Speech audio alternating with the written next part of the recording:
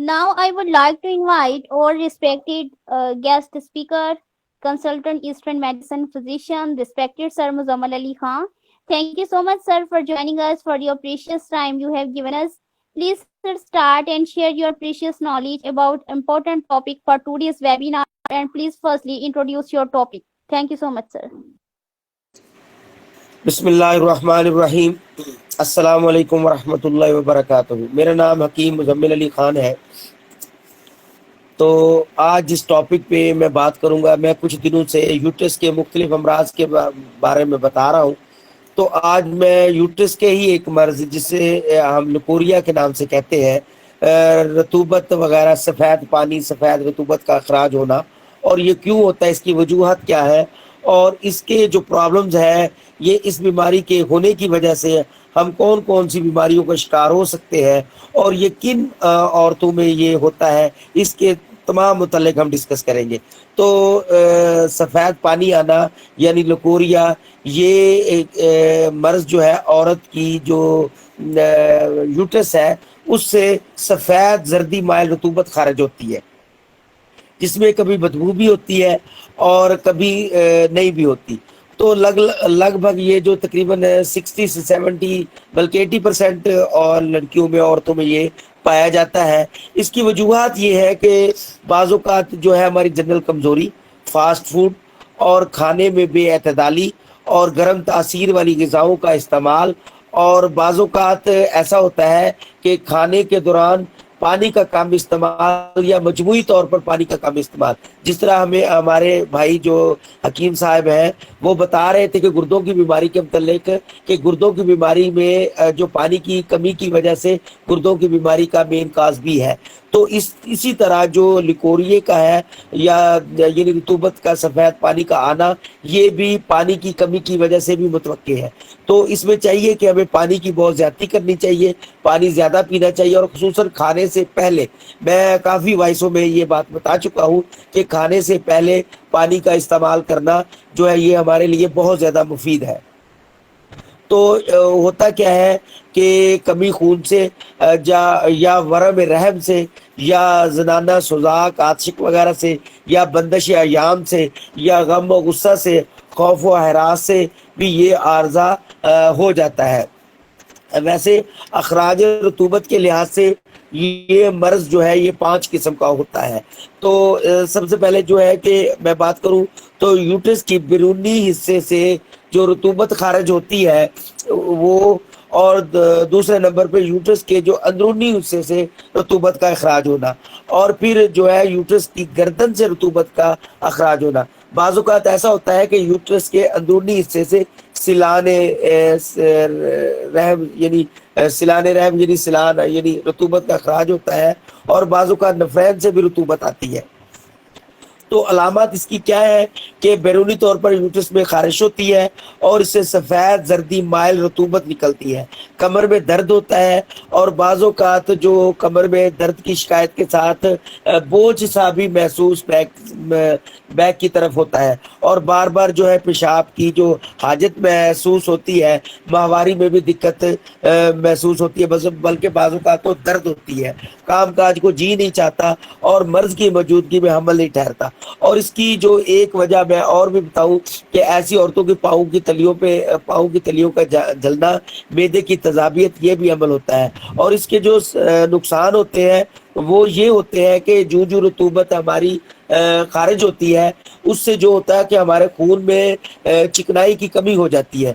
चिकनाई की कमी की वजह से हमारे खून का गाढ़ापन हो जाता है, और गाढ़ेपन की वजह से जो दिल को पूरे जिस्म में खून की सप्लाई देने से भी दिक्कत पेश आती है। उसका नतीजा ये निकलता है कि मुख्तलिफ जिस्म के अज़ा जो है वो सुन्न होते हैं, और दिल को जो पंप करने में तकलीफ महसूस होती है, और दिल घबराता है और सांस चढ़ता है, और बाज़ औक़ात अजीब सी बेचैनी और टेंशन सी भी पैदा होती है ऐसे मरीजों में।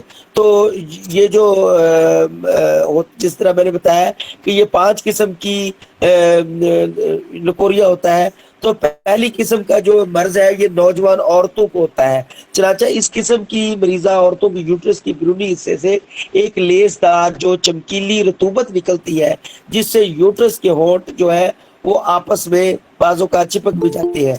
जब रतूबत ज्यादा मिकदार में निकलती है तो इसके बैरूनी हिस्से में जमा हो जाते हैं, बाज़ औक़ात ब्रूनी से जमा होकर जम भी जाते हैं।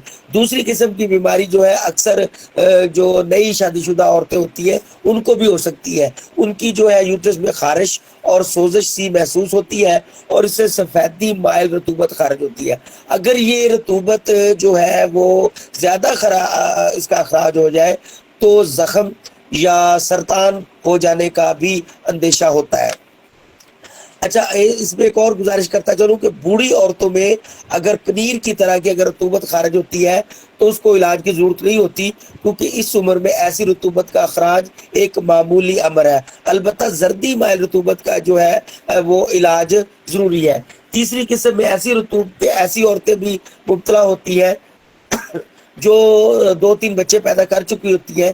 इस किस्म के मर्ज में अंडे की सफेदी की तरह लेसदार और तुर्श रतूबत जो है वो यूट्रस से निकलती है, जिसमें बाज दफा खून या पीप की आमेज़श भी हो सकती है।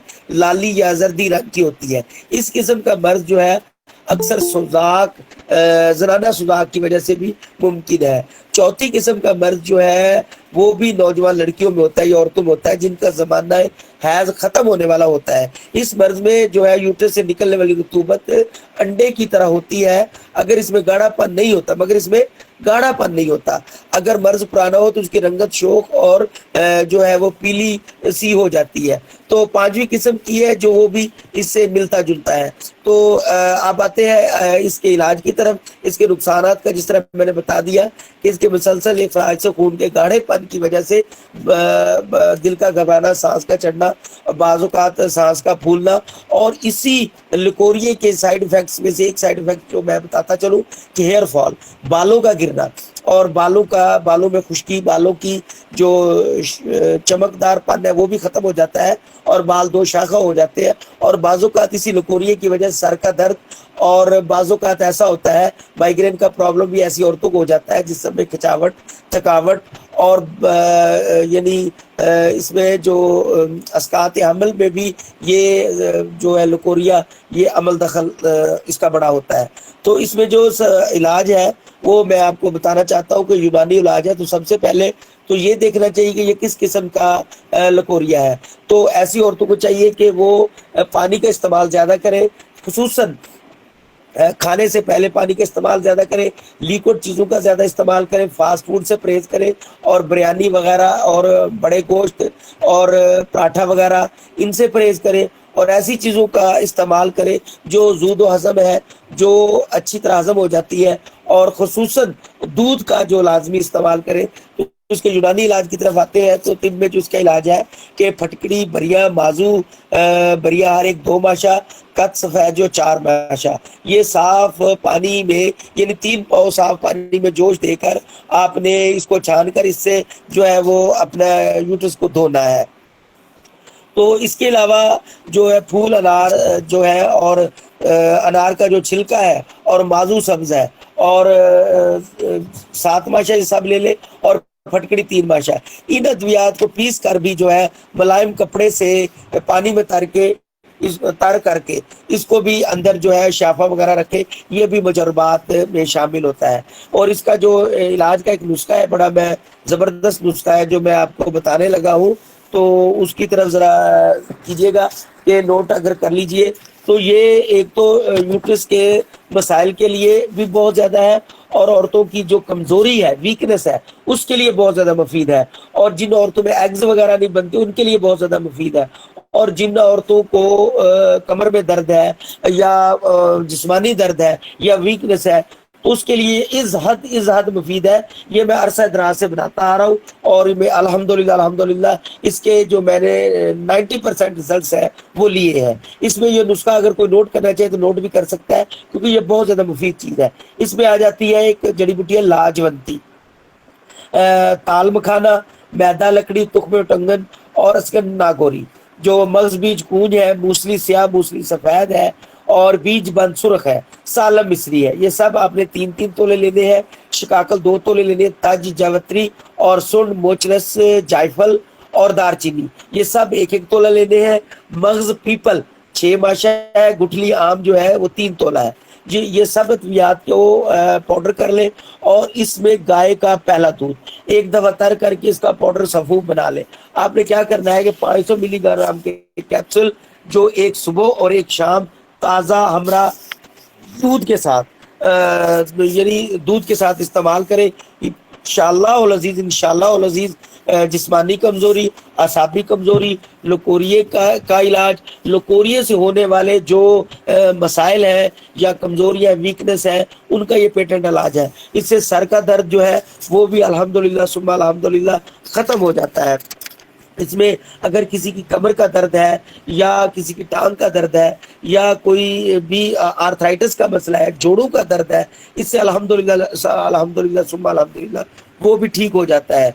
तो अब आते हैं इसके परहेज की तरफ।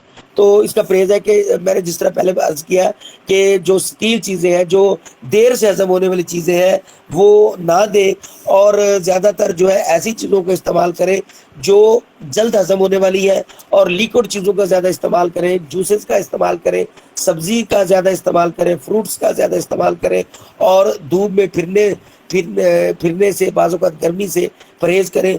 और ज़्यादा जो ऐसी औरतें जिनको लकोरी वगैरह की शिकायत है, वो वर्जिश से भी परहेज करें। ज़्यादा वर्जिश नहीं, यानी कम वर्जिश, जितना उनका जिस्म बर्दाश्त हो सके उतनी वो वर्जिश करें।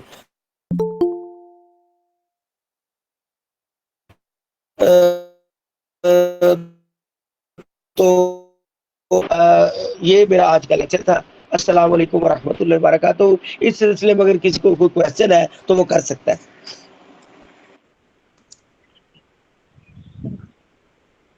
Thank you सर so एक much, क्वेश्चन था। respected sir, consultant Eastern Medicine physician Muzammal Ali Khan, for joining us, for your precious time you have given us. Mashallah, great job, sir. Your overall lecture, in fact, your each and every word was very informative, and you have explained very well about this important एक बारी topic करके आता and very common disease like chorea. Thank you so much, sir. Sir एक हाँ। Question था